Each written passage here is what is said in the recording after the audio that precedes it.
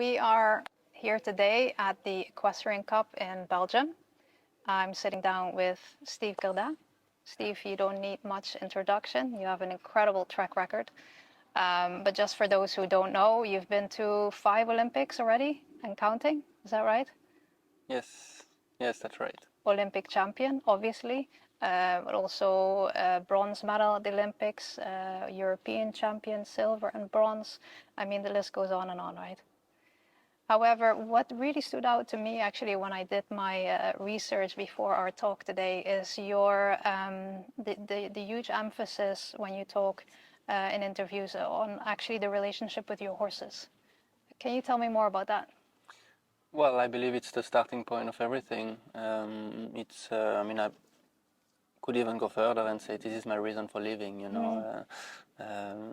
My wife knows it, my whole family knows it, that I've always loved horses, and I believe that most of the people who start this sport is first of all for the love of horses, which obviously was my case, still is, and yes, I like sport very much as well. So I believe it's the best life I could dream of, doing what I like to do the most, sport, with the animal I love the most, the horses. And but it is, I like not to forget that this is the starting point, is the love of this very special animal. Yeah. I think that's really powerful. A lot of people start, like you said, the sport because they love horses, but along the way they can sometimes forget about it. Sounds like you're very still connected to that purpose. Yes, this is always the main thing, whether it is in the everyday life, in the stables, around the stables, or when they're under the saddles, with all my people at home. This is always our main goal to, you know, not to think just how to get the best performance out of the horse, but how can the horse live his best life. And I believe that this is also at the end what's going to bring the best performance, is not forgetting a horse is a horse. So maybe also often we try to think as we would like to do with a human athlete, but a horse is a horse. So this is something I like to repeat to my people. Don't treat them like you would treat yourself, a human being, treat them as horses. And this is the one thing that is very important in my stable, in my everyday life. And obviously it brings us luck, and this is what makes us all very happy.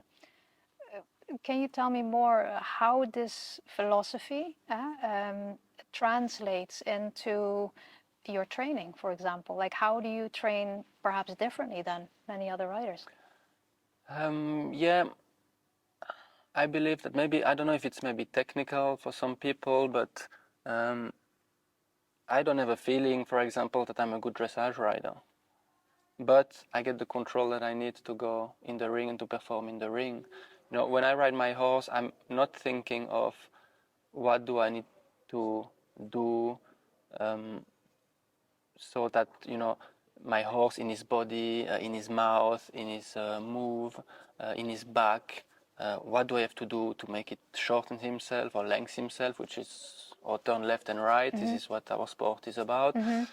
I'm more basically talking to my horse, you know, and of course not with words. I'm not talking believing that he understands me when I speak with my language. But with your mind? With my mind, I'm trying to, you know, that the horse thinks at the same time as me, the same direction as me.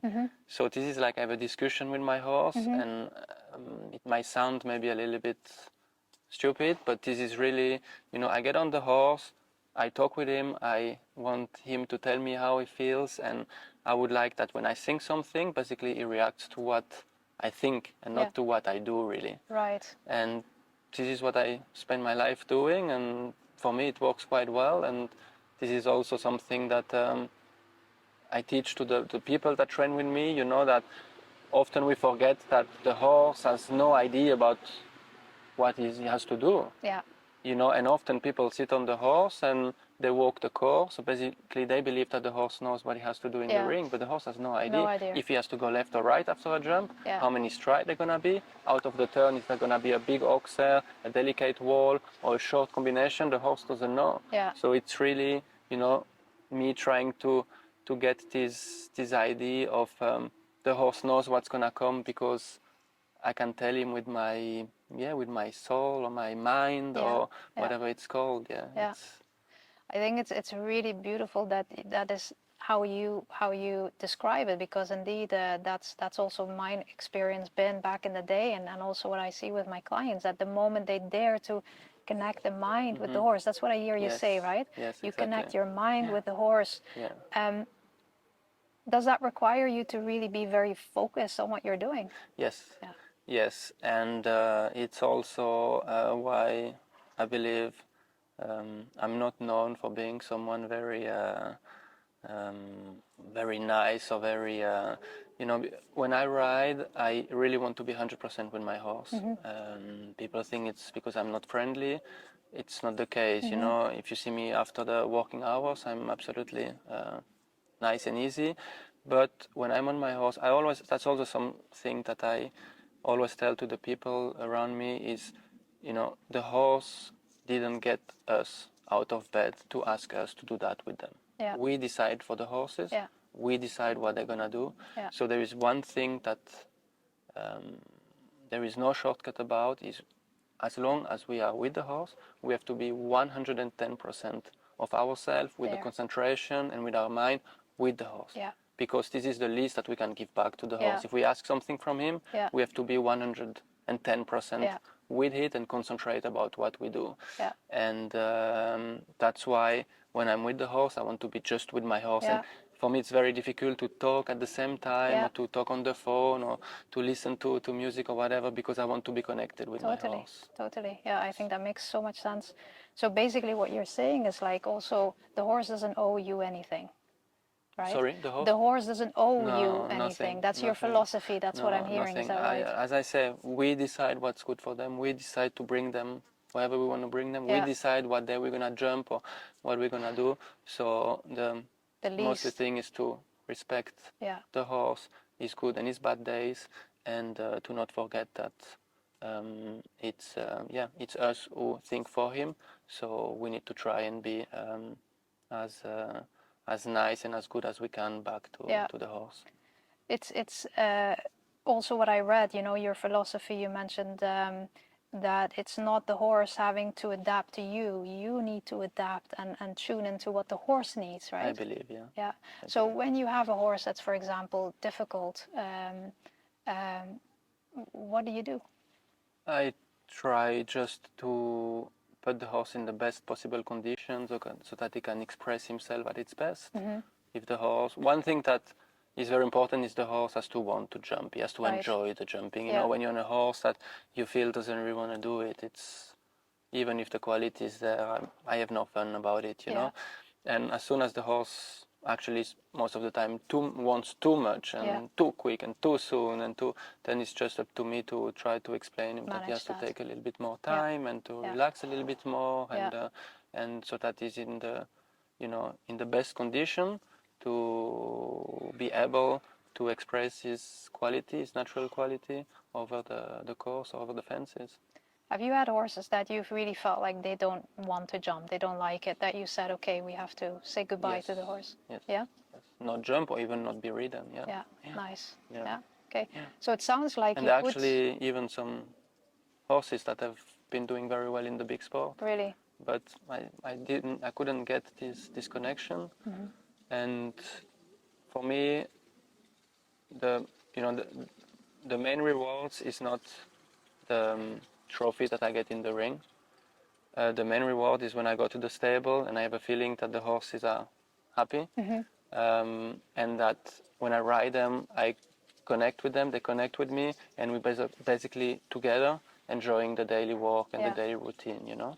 When I have a feeling I have to force them to do it, even if at the end I know I can get a good result, is something that I really don't feel good about it, and I rather leave it to someone else. Yeah. Powerful. with that philosophy, you still manage to go to all these Olympics and win so much and do perform so well. So it sounds like that actually does seem to go hand in hand with success. Yes, I believe that this is actually the main or probably my biggest quality in this sport is that I let horses be horses, and you can see, I believe all my horses, they've all been very different, but they were all their own way, all in a different way of going. And yeah, sometimes probably you would think that everything could be a little bit more under control or look a little bit nicer, but as I say, for me, as long as they enjoy it, I believe also this is when they can perform the best, especially today when you have to go so fast and to be able to win something, and the courses are getting so technical and so difficult. I have a feeling if the horse is not thinking with me, I have no chance to win something today. Yeah, that makes sense. Before I go on to your kind of Olympic journey, I'm also curious, like in more practical, like does that also mean that you, I don't know, let your horses out in the field day and night, or like how is your training just in the arena? Do you go out? Like how does As I that say, work? I know that horses have to be outside as much as possible, and really all our horses at home, I would say they are 4 to sometimes 6 hours out of the box, in the field, in the paddocks, in the woods, ridden, launched, whatever, all kind of different things, always with all the horses. But they have a lot of possibility to go outside, and I want them to be outside wherever it rains, it snow in the summer or whatever. They are a lot outside, and this is I believe also the key point if you want to keep horses healthy in the mind and in the body, of course. Exactly. Yeah, good point. Okay, so your Olympic journey, I'm obviously curious about that too. Did you always believe that you would become Olympic champion? What was your journey like? Yeah, when I when I train or when I'm thinking of doing my sport, I believe that I don't like to dream or to believe that something's gonna happen. I just want to do everything that I can to achieve what I want to achieve. Right. And so I don't want to sound arrogant at all. It's really not me, but it was a goal to become Olympic champion. Yeah. So it's not something I want to dream about. Of course, when you're a kid, and you have to dream big, of course. Yeah. But I think it's more than dreaming big. It's the action you take. Okay, I want to be Olympic champion. So what does it take? Yes. So you have to be ready to make all the right decision, the right call, the right sacrifices, and it's been a goal to become Olympic champion. Some goal of mine are still not achieved, but this is also what pushed me every day to get up and to work. And in the bad days, in the down moments, this is those goals that basically keep me up and keep me moving forward. Yeah. So tell me more about, you said, once you set that goal of becoming Olympic champion, you have to make sacrifices, you have the steps you need to take to get there. What was that journey like for you? Going, let's say, to London 2012, winning there. What was actually, that like? it's funny, but if I remember, I don't think much about what happened before. But if I try to think like the years before, I had a feeling always when I was young that everything was going so slow, and I say, I'm still so far away from where I need to be if I want to be Olympic champion one day or to win the biggest Grand Prix in the world. I felt so far away, but somehow I just, probably because I love horses so much and I love riding so much that every morning the motivation was there, even as I say in the bad moments. So when you're like, I'm doing all this, but I'm not moving forwards in the sport, But because I was always so happy to get up in the morning to go to ride, I kept on believing. And I actually, if I look now back, everything went quite quick. Even I had the feeling that everything was moving very slow. So, I believe you better go, step by step. then probably just being thrown in the light too soon, too quick is maybe not the best way if you want to do it on the long term. Yeah. Yeah, so indeed. being patient is probably also one thing that that you have to take into consideration. Yeah. So to summarize, what I hear you say is you have your dream, you set your goal, this is what I want to do, and then you create a clear plan, like, okay, we also need to take action, we can't just dream, we also need to really get from A to B, right? Yeah. And then it's all about just being patient along the journey of taking Yes. action every day. Is that right? Exactly. Nice. Yeah.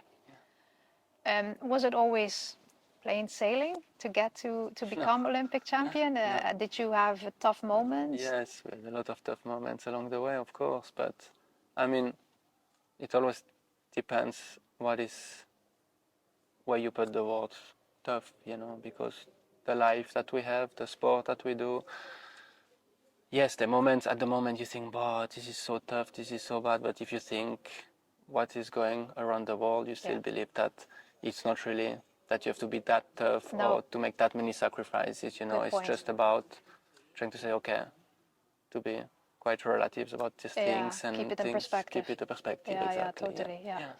And I wonder, sometimes my experience working with clients is that the pressure that they put on themselves, they want to go to the Olympics, that also translates to the horse, that the horse feels this pressure. Have you ever experienced this?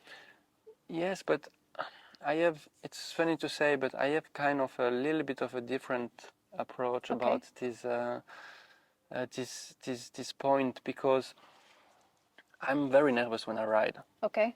And everybody tells me, you're so cool when you ride, like, wow, you're so cool under pressure, and you're not seeing me, you're not feeling what I feel, But it's the same if I ride 130 class with a 7 years old, or if I ride in the Grand Prix of Aachen or the top 10 final, I feel the same pressure.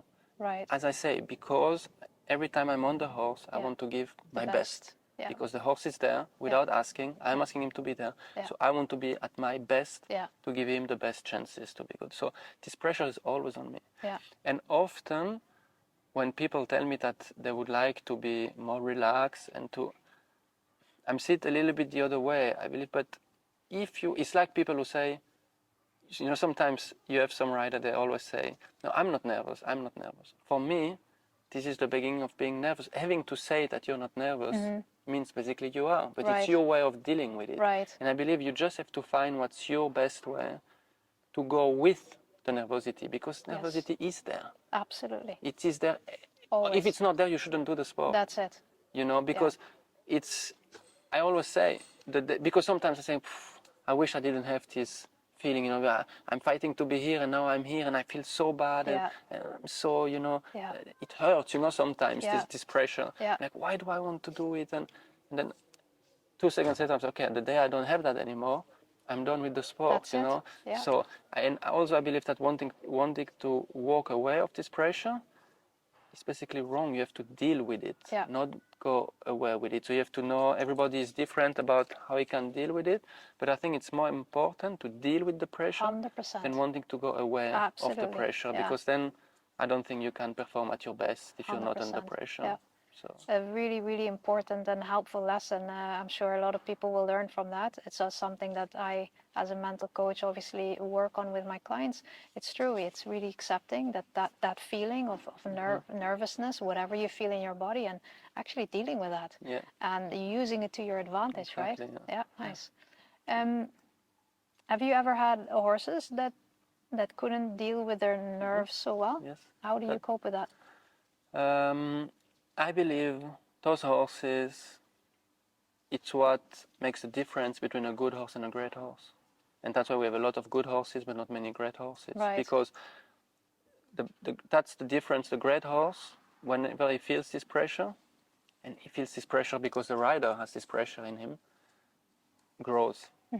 And the good horse just, stays the same or gets a little bit... Shrinks. Yeah. And for me, that's the main difference. That's what makes... And that's also why it's so difficult to find the right horse or the best horse, because I mean, most of the horses that we ride, they jump a 160 course. Yeah. I mean, jumping 160 for a horse is not a big effort. Right. You know, all the horses we deal with, they do it. Right. One vertical, 160, Yeah. they jump it back and forwards, it's no problem. They can jump it out of the field, out of Yeah. trot if they want to. Yeah. It's not a huge performance Yeah. for them. Yeah. So it's mostly in the mind, Right. and it's dealing with all this environment and this pressure. Yeah. And this is where you recognize the greatest good horses. horses. Is they basically grow through this pressure. Do they just have that by nature, or can you influence that as a rider as well? I believe you can influence that. I believe when the horse trusts his rider, I believe it's the same as what I was trying to explain for myself. You know, he will feel the pressure, but he will still trust the rider, and that's what will allow him to grow. If, on the other hand, you're gonna fight with your horse because he's nervous, he's getting nervous, and then you feel you're nervous on top and going basically against him. Again, the horse doesn't know. Yeah. He doesn't know why today. He doesn't know he's at the Olympic Games, Exactly. or he's just in a normal 140 class. He doesn't know. It's the riders who basically give him the inputs that today is important, or maybe the crowd around. But this whole atmosphere is basically created by the riders and his environment, his team. So again, I believe the more trust you have with your horse, the mostly you will be able together to turn this into a positive experience. Yeah. Talking about trust, have you ever had times or moments where you doubted yourself? Mm-hmm. Yeah? Yeah. Tell me more.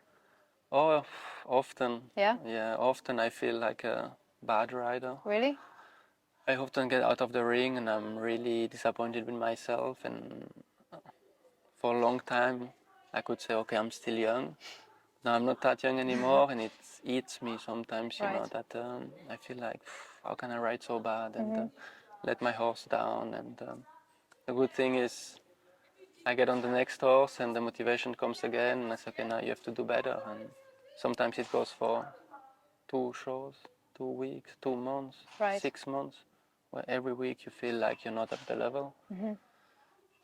And yeah, again, I believe this love of horses and is what saves me in this situation. You know, that I really enjoy so much what I do, that no matter how bad the weekend went, no matter how bad I rode, Monday morning I get in the stable and I'm a happy man, and I'm just again finding this resource to keep on going, and this is what makes me happy. Yeah. So. Yeah. So what you're saying is, you can have bad moments or doubt even for prolonged periods of time, but you're not getting your satisfaction, let's say, from the result. Exactly. You're getting it from actually the process of working with the horse. Yes. And then obviously it doesn't really matter if you're doing well or not. In the end, it's about the connection with the horse. Yeah. Nice. Yeah. How do you deal with failure and criticism? Failure is very hard for me. I don't like when I had a bad round. When I rode bad, I feel really hard on myself. I'm also miserable with the people around me. And this is one thing I'm really not proud about. So I've been working since the beginning on that, and it is better than it was, step by step, still far away of being good enough, but I'm conscious of that. On the other hand, I always say I'm so sorry for my people, but I rather take my frustration out on them, because basically when things go bad, they're always the closest people to you that are the first that get it back. Yeah. The one thing is, I always say I'm sorry to say that, but I rather take my frustration out on you than on my horse.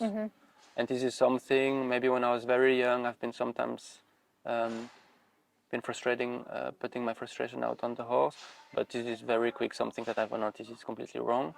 And this is, on the other hand, as much I'm not proud of being like this with the people around me, I'm very proud of really never taking my frustration on the horse.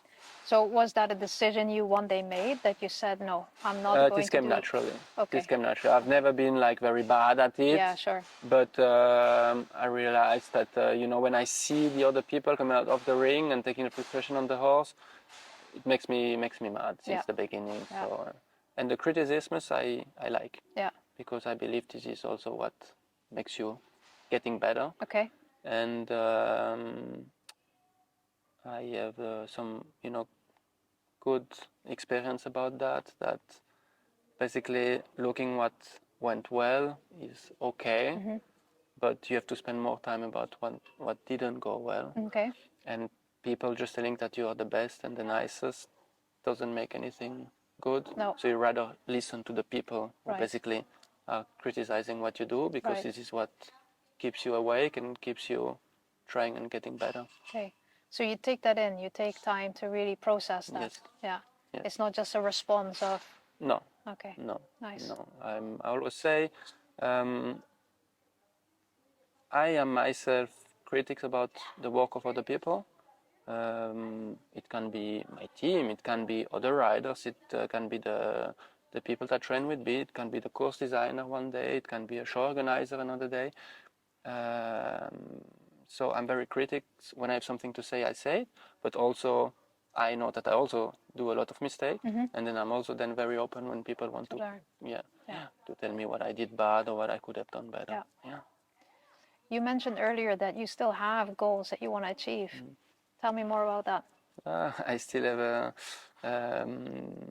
European Championship individual. I was 2 times European champion with the team, but not as an individual yet. So this is one goal.